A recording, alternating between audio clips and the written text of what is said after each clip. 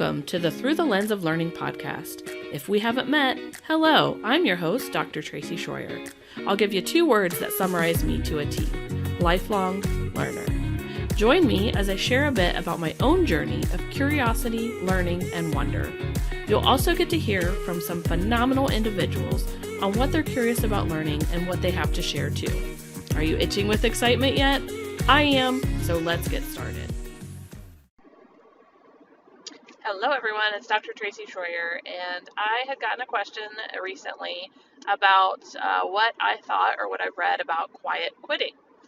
And this is something that I have heard, I've seen in some headlines before, but I hadn't really dove into. So I decided to look a little bit more and learn about what this whole concept is. And if you're not familiar, the concept of quiet quitting is something that's being talked about a lot on TikTok, which I am no longer on. But also I've seen it quite a bit on LinkedIn and then again in different news articles and headlines. And over the weekend, I dove in and learned a little bit more. So if you're not familiar with the concept of quiet quitting or the term quiet quitting, it is definitely not something new. It's just something that's being given this name, which I don't know that I even agree with the name completely. But the whole concept of quiet quitting is when an employee is in a role and they do bare minimum, like what they're expected to do. So they're doing their work, they're just not going above and beyond and giving any extra beyond what they need. And there's a clear division between work and personal. So they go into work, they do the bare minimum, exactly what they need to do. And I don't even like saying the bare minimum because they're doing what their job requires them to do, right? They're just not interested in doing anything outside of that or above that, and they're likely not interested in a promotion as well, is my thought. So it's not a bad thing, but a lot of organizations and a lot of employers expect so much more from employees than what the job requires. Everybody always talks about the other duties as assigned, and the expectations of people to go above and beyond. And I'll tell you from my perspective, the pandemic, I would say it's not changed completely how people are in their roles, but it has advanced more quickly the difference of people in the workplace. And so now I would say there's not really a division between work and life. There's a change in the blend and the shifting and the maybe swirling of the two and going in and out. There are so many employees get to work from home, and that is the ability for them to, work in the center of their life and where that is. So quiet quitting, I don't like to call it quitting because you're doing your job. You're doing what's required of you. You're just not doing anything outside of what that job requires. And is that necessarily bad? I don't think so. But if you're used to being in a culture and an environment and an organization where that is the expectation and people start to do the minimum job requirements, it's very awkward and it's very strange and it's very weird. So I can see from the perspective of quiet quitting from an organization or a team culture where that is the norm and that is the expectation, it can seem very strange to see that shift. But in an organization, if that's how it's typically been, or in those kinds of roles, that's no different than the day-to-day how things have been. The other term that I've come across recently is quiet firing. And quiet firing, just like quiet quitting, is not a new concept. It's given this name. And I saw this when I had my first job in a pizza place. Quiet firing is basically when a manager is trying to get rid of an employee without directly firing them. They don't want to maybe have to pay severance, or they don't want to have to pay unemployment.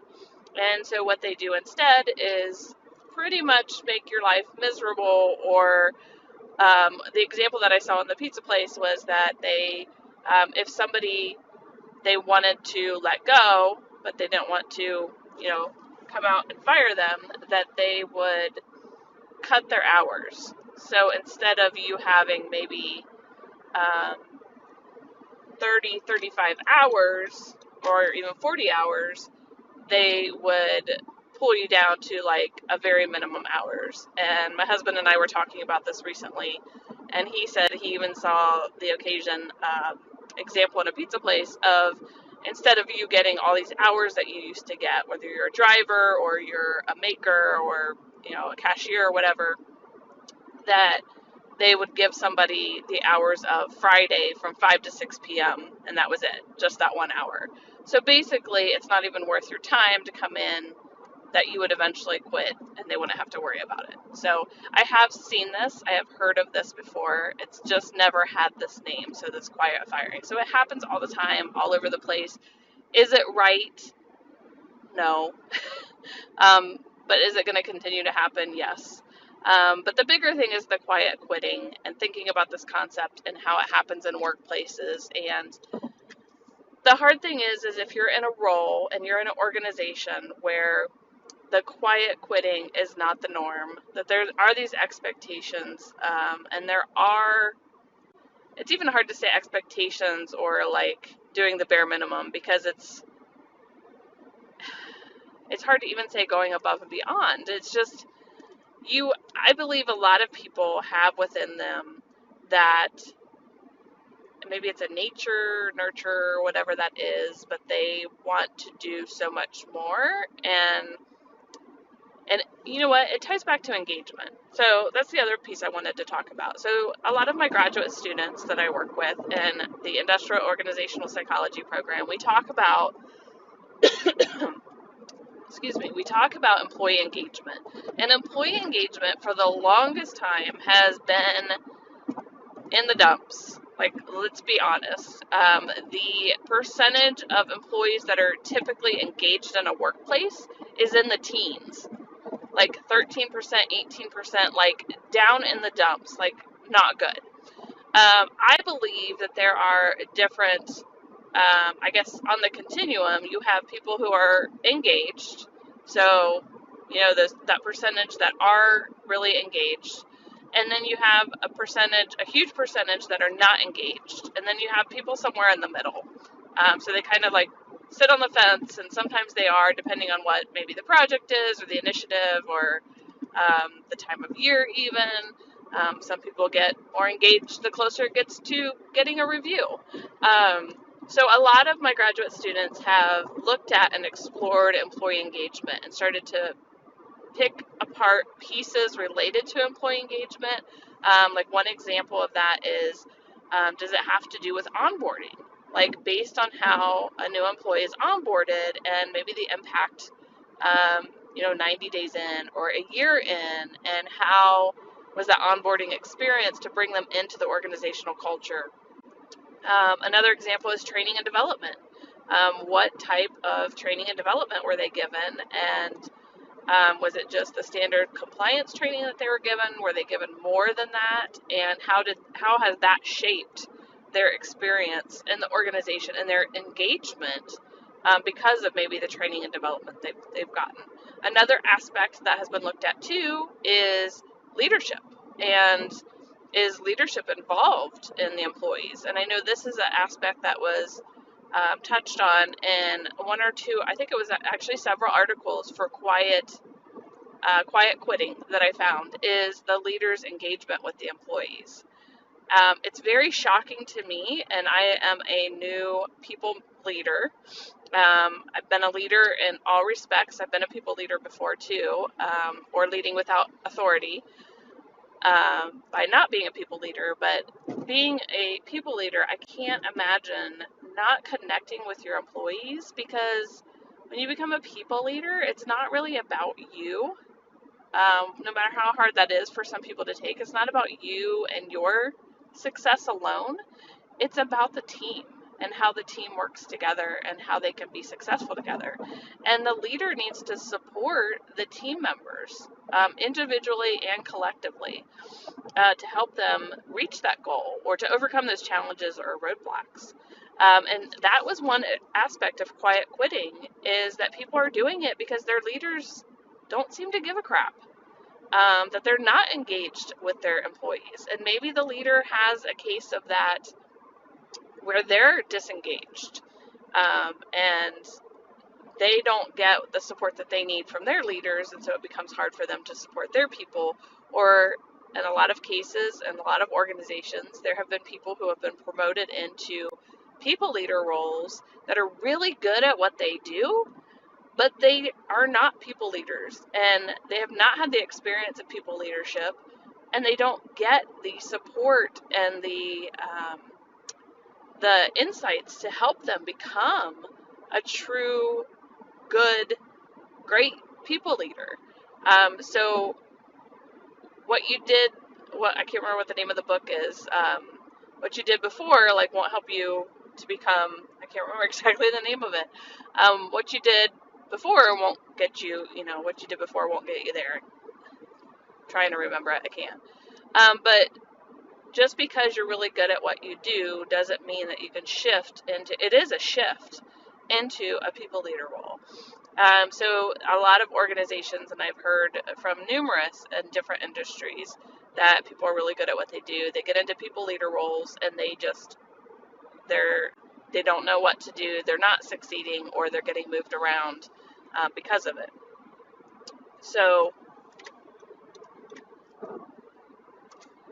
that is one aspect too of quiet quitting, is leadership disengagement. So all of these aspects are they go into so much more depth and more detail when we start digging into the research in them, and everybody has a different perspective, and it's based on their experience. Everybody has a different experience they bring to the table in one or more organizations and one or more teams. So it is a very complex concept and topic to talk about, and I only bring to it my vision of what I'm seeing, what I'm seeing in some of the research about employee engagement. I definitely am even more interested in digging into the concepts and the topics related to engagement and the concept of quiet quitting, to learn a little bit more. And how can we help leaders and people? I think it's more in the leadership realm, though, because if you're coming to the table and maybe you're not doing the quiet quitting and you want to go above and beyond, or maybe you are doing the quiet quitting and nobody even recognizes that it's there and that there are opportunities for additional engagement, then I think it's upon the leader to help bring that out of the people in the organization. But I know it's also hard too, because it depends on where you are in the leadership chain as to the support that you're getting from your senior leadership and down. And so there's so much of a domino effect in it. But I really want to dig just that question of, have I looked into that quiet quitting concept? It takes me deeper into employee engagement and changes. And I know the pandemic has affected a lot of us. I don't even know that there's even this work-life balance anymore. A lot of it is just like congealed together, and trying to figure out how to make it work across all of it. So just interested in digging into it a little bit more. Would love to hear more about your thoughts on some of these concepts that I mentioned, and your experiences. I think maybe this could end up being a season of the Through the Lens of Learning podcast, that I talk with people about their learning journey through people leadership, or through, looking at it from a people leadership perspective and engagement. So I think there's a lot of more opportunity for discussion here and to dig deeper, and we're not going to find all the answers, but if we can find out and share something that helps one person, oh my gosh, is it worth it? That one person can affect so many other people. So it's absolutely worth it. So that's just my thoughts, my initial thoughts, and 2 cents on just thinking about the concept, starting to dig into it, and kind of how my brain works and where that all goes, from just that one concept and starting to dig into it. So let me know if you would be interested in sharing and talking a little bit more about your journey in a people leadership role, or even your thoughts. If you're not in a people leadership role, your thoughts or questions or insights or experiences based on some of these things that we talked about. Thank you, and I hope you have an awesome day. Bye. This podcast is brought to you by Upskill University. You can find more information about how to become part of the Upskill community for free, this and other episodes of the Through the Lens of Learning podcast, and more on the website at www.upskilluniversity.com. Thanks again for listening, and have an awesome day.